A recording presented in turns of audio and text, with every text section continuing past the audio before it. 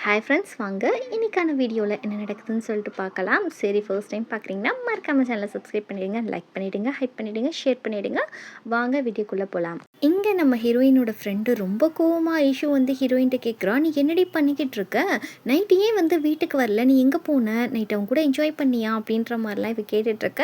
சரி கருமம், என்னடி பேசிகிட்டு இருக்க, அப்படிலாம் ஒன்றும் கிடையாது, நான் வந்து எப்போயோ வீட்டுக்கு போயிட்டேன், நீ நல்லா போதையை போட்டுட்டு இருந்தியா, அதனால சரியாக கவனிக்கலை அப்படின்ற மாதிரி சொல்ல, அப்போனா வந்து நைட் அவன் ஏன் கூட வந்து டைம் ஸ்பெண்ட் பண்ண மாதிரி இருக்குது அப்படின்ற மாதிரி இவ சொல்லிக்கிட்டு இருக்கா. என்னது, உண்மைதானா, இல்லையே, அப்படி பண்ண வாய்ப்பு இல்லையே, அவன் நம்ம கூட தானே இருந்தான் அப்படின்ற மாதிரி ஹீரோயின் யோசிக்கிறா.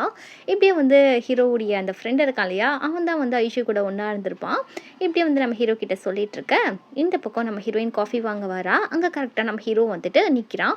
டேய், நீ என்ன சரியான ஸ்டாக்கராடா, இதுக்கடா என் பின்னாடி இப்படி பின்தொடர்ந்து வர, நான் எங்கே போனாலும் உனக்கு மட்டும் எப்படிடா தெரியுது அப்படின்ற மாதிரி கேட்க, ரொம்ப டென்ஷன் ஆகாத, இந்த கோல்ட் காஃபி குடிச்சிட்டு கூலாயிரு அப்படின்ற மாதிரி நம்ம ஹீரோ சொல்ல, உன்னை பார்த்தாலே பத்திக்கிட்டு வருது, நீ பண்ணுறதெல்லாம் பார்க்குறப்போ எதுக்கு தான் நீ என்னை திரும்ப திரும்ப மீட் பண்ணுறியோ, எனக்கு ஒன்றுமே புரியல அப்படின்ற மாதிரி சொல்ல, நம்ம ஹீரோ வேணும்ட்டு தான் வந்திருப்பான் ஹீரோயினை ஃபாலோ பண்ணிவிட்டு.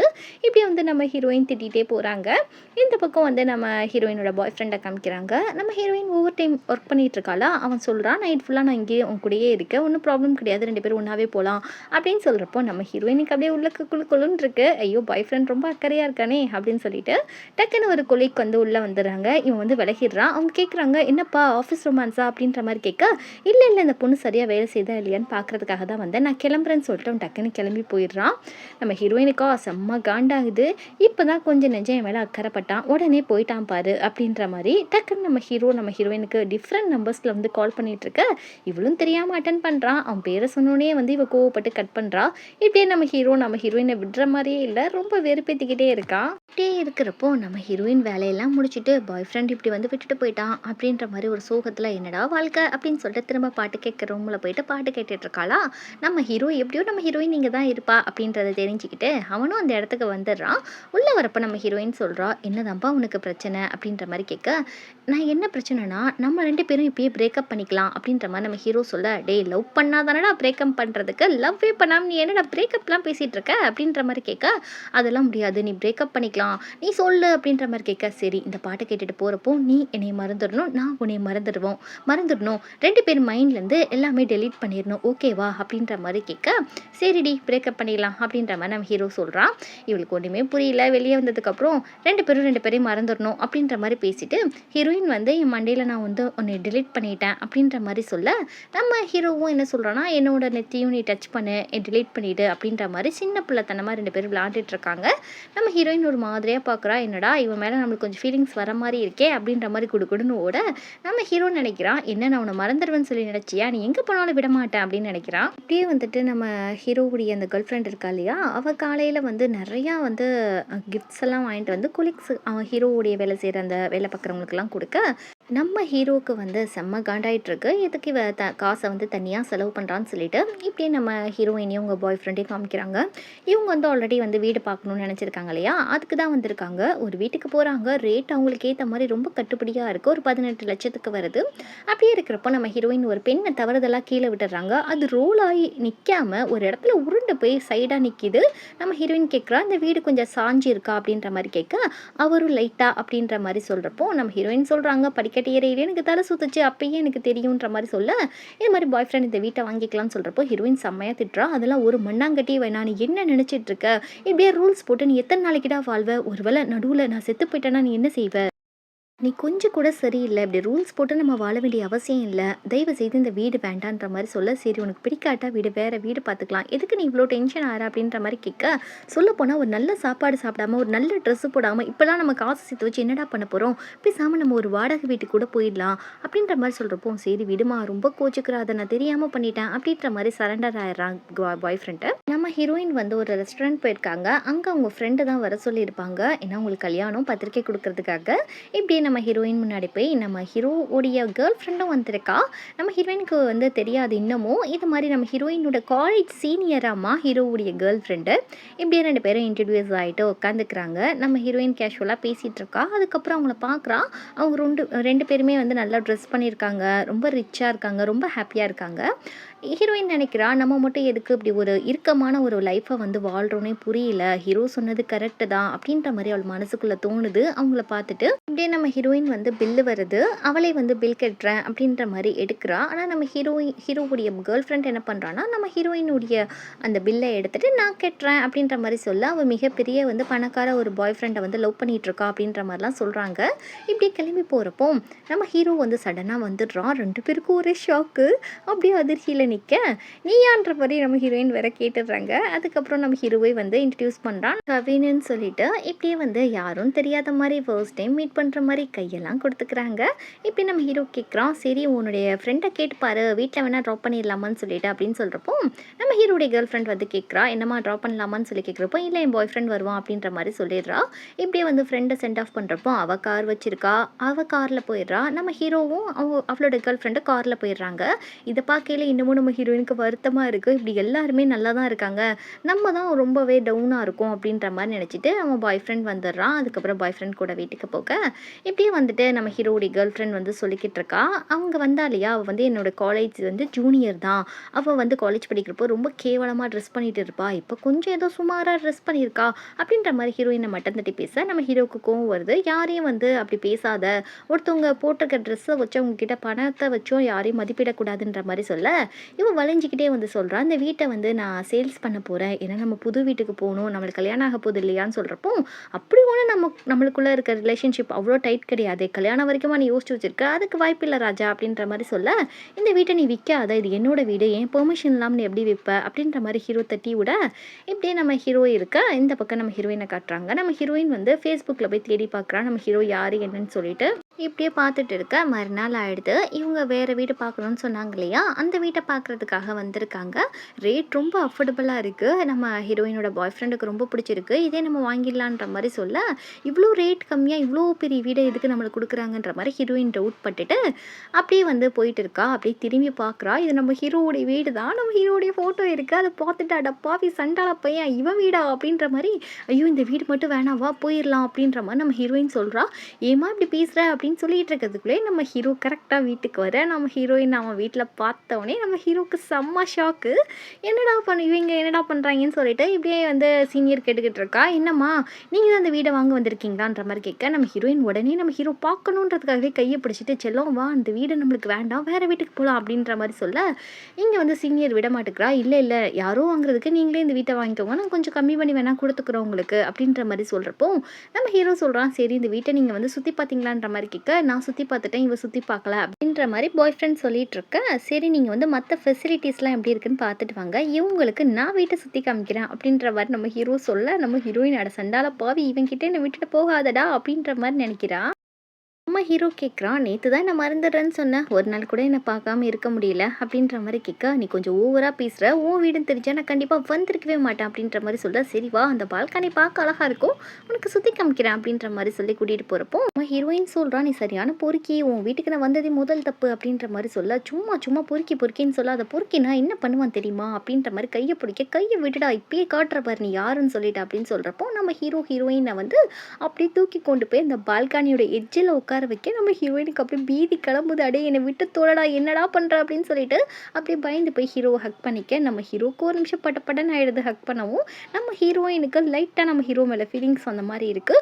பாரு பொறுக்கின்னு சொன்னப்போ கோவப்பட்ட உன் புத்தியை காட்டுறப்பாரு அப்படின்ற மாதிரி நம்ம ஹீரோயின் சொல்ல, இங்கே பாரு நிஜமாலே உன்னை எனக்கு ரொம்பவே பிடிச்சிருக்கு, பைத்தியமாக மேலே காதல் வந்திருக்கு அப்படின்ற மாதிரி சொல்ல, எனக்கு உன்னை சுத்தமாக பிடிக்கல, என் பாய் ஃப்ரெண்ட் எதுவும் வந்துட போகிறான் தள்ளி தோலை அப்படின்ற மாதிரி சொல்ல, ஓ வந்துட போகிறானா அப்படின்ற மாதிரி நம்ம ஹீரோ வேணும்ட்டுனே நம்ம ஹீரோயினை வெறுப்பித்துட்டு வந்தா வரட்டும் பார்க்கட்டும், நம்ம இன்னும் க்ளோஸாக இருக்கதை அவன் பார்க்கட்டும் அப்படின்ற மாதிரி சொல்லிட்டு நம்ம ஹீரோயினை கொண்டு போயிட்டு ஒரு கண்ணாடியில் வந்து லாக் பண்ணிவிட்டு ரொம்ப க்ளோஸாக போக வந்து பார்க்கட்டும் பாய் ஃப்ரெண்ட் அப்போயாவது உன்னை விட்டுட்டு போகிறானான்னு பார்க்குறேன், அதுக்கப்புறம் நான் உன்னை லவ் பண்ண ஈஸியாக இருக்கும்லன்னு சொல்கிறப்போ உன்னை வேண்டாம் லவ் பண்ணுவான்ற மாதிரி ஹீரோயின் சொல்ல, இங்கே பாரு வேணா அந்த வீட்டுக்கு உனக்கு ஒரு 8,00,000 கம்மி பண்ணி தரேன், நீ வேணா என் கூட ஒரு நாள் மட்டும் ஸ்டே பண்ணு அப்படின்ற மாதிரி சொல்ல, நீ என்ன பேசிட்டு இருக்க கருமம் பிடிச்சவனே, இது ஒரு நாள் கூட நடக்காதுடா அப்படின்ற மாதிரி ஹீரோயின் சொல்லிட்டு இருக்கப்பயே பாய் ஃப்ரெண்டும் நம்ம ஹீரோடைய கேர்ள் ஃப்ரெண்டும் உள்ளே வந்துடுறாங்க. பாய் ஃப்ரெண்ட் சொல்கிறான், இந்த மாதிரி ரொம்ப பிடிச்சிருக்கு, ஃபெசிலிட்டிஸ்லாம் ரொம்ப நல்லா இருக்குது, நம்ம இந்த ஃப்ளாட்டையே வாங்கிடலாம்னு சொல்கிறப்போ, நான் எங்கே வேணாலும் இடம் வாங்குவேன், ஆனால் இந்த இடம் மட்டும் எனக்கு வேண்டாம் சீனியர், என்னை மன்னிச்சிடுங்க, எனக்கு இந்த வீடு வேண்டாம் அப்படின்ற மாதிரி சொல்ல ஹீரோ சொல்கிறான், நல்லா யோசிச்சு பாருங்க, உங்களுக்கு மனசு மறைச்சுன்னா கண்டிப்பாக என் வீட்டுக்கு எப்போ வேணா வரலான்ற மாதிரி சொல்ல ஹீரோயின் சார் தான் போடான்ற மாதிரி வந்துடுறா. ஃப்ரெண்ட்காரன் திட்டுறா, நீ என்ன பண்ணிட்டு இருக்க, 28 லட்சத்துக்கு இப்படி ஒரு வீடு கிடைக்காது அப்படின்ற மாதிரி சொல்ல, இங்கே பாரு அந்த சாஞ்சு இருக்கே அந்த வீடு, அதை கூட வாங்கு, நான் அதில் கூட உன் கூட இருப்பேன், ஆனால் இந்த வீடு எனக்கு வேண்டாண்டா அப்படின்ற மாதிரி சொல்ல, இப்படியே நம்ம ஹீரோ ஒரு சிஇஓ, ரொம்ப ஃபேமஸான சிஇஓ கிட்ட பேசிகிட்டு இருக்காரு. ஹீரோயின் பாய் ஃப்ரெண்ட் பேர் லீ. அவன் லீ திருப்புன்னு அந்த சிஇஓ கிட்ட பேசிகிட்டு இருக்கான். இந்த மாதிரி இங்கே ரொம்ப ஃபேமஸானாங்க, உங்களுக்கு தெரியாமல் இருக்க முடியுமா அப்படின்ற மாதிரி ஹீரோ கிட்டையும் பேசிட்டு அப்படியே கிளம்புறான். இப்படியே நம்ம ஹீரோயின் கிட்ட உங்ககிட்ட கொஞ்சம் பேசணும்னு சொல்லிட்டு இவங்க ஆஃபீஸ் ரொமான்ஸ் பண்ணுறது யாருக்கும் தெரியாது, அதனால தூரமாக நின்று பேசிகிட்டு இருக்காங்க. இங்கே பாரு, நான் அந்த சாஞ்சு இருக்கு இல்லையா, அந்த வீட்டை வாங்க போகிறேன், உனக்கு ஓகேவான்ற மாதிரி கேட்க நம்ம ஹீரோயினுக்கெலாம் டென்ஷன் ஆகிடுது. பைத்தியமாடா நீ, கல்யாணம் பண்ணால் ஏன் வாடகை வீட்டெல்லாம் இருக்க முடியாதா, அப்படி சாஞ்சு போன வீட்டை வாங்கணும்னு என்னடா தேவை இருக்குது, எனக்கு கொஞ்சம் கூட விருப்பமே இல்லை அப்படின்ற மாதிரி திட்டி விட்டுறா பாய் ஃப்ரெண்டை. அதுக்கப்புறம் பாய் ஃப்ரெண்ட் மேலே ரொம்ப கோவம் வருது. இப்படியே நம்ம ஹீரோயின் லேட் நைட் ஆகிடுச்சு, போகலான்னு வீட்டுக்கு போகலான்னு பார்த்தா ஆஃபீஸ் வேலையை முடிச்சுட்டு ஒரே மழை வருது. நம்ம ஹீரோ பார்த்துட்டே இருக்கான். இவன் கொடை வாங்க தான் போகிறா போல இருக்குது டிபார்ட்மெண்டல் ஸ்டோருக்கு நினச்சிட்டு அவனும் சரி ஓகேன்னு சொல்லி வெயிட் பண்ணிட்டு இருக்க. நம்ம ஹீரோயின் உள்ளக்கு போயிட்டு ஒரு அட்டையை தூக்கிட்டு வராங்க, நிலையக்கூடாதுன்னு சொல்லிட்டு நம்ம ஹீரோக்கெல்லாம் செம்ம காண்டாயிடுது.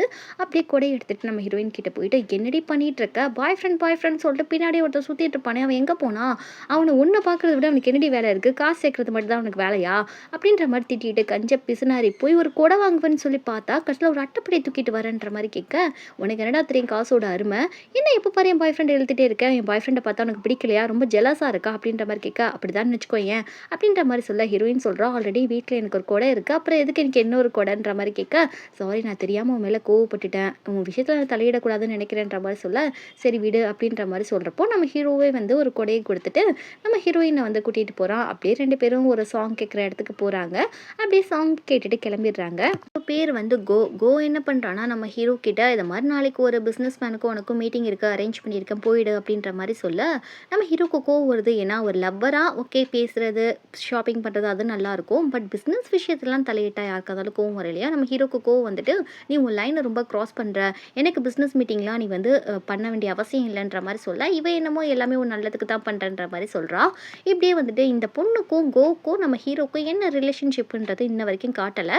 இப்படி நம்ம ஹீரோ மூட் அப்செட்டில் இருக்க, நம்ம ஹீரோயின் இங்கிட்ட குப்பையெல்லாம் எடுத்துகிட்டு போடுறதுக்காக போயிட்டு இருக்க, நம்ம ஹீரோ பயன்படுத்தி விட்டுறான். நம்ம ஹீரோயின் தெரியாமல் நம்ம ஹீரோ வேற அடிக்க, எதுக்கு நைட்டில் இப்படி பேய் மாதிரி ட்ரெஸ் பண்ணிட்டு வந்திருக்க, நைட்டில் கூட ஒரு நீட்டாக ட்ரெஸ் பண்ண மாட்டியான்னு சொல்ல, குப்பை போட வரப்போ இதுக்குடா நல்லா ட்ரெஸ் பண்ணணுன்ற மாதிரி கேட்க, இப்போ எதுக்கு இங்கே வந்திருக்க அப்படின்ற மாதிரி நம்ம ஹீரோயின் கேட்குறா.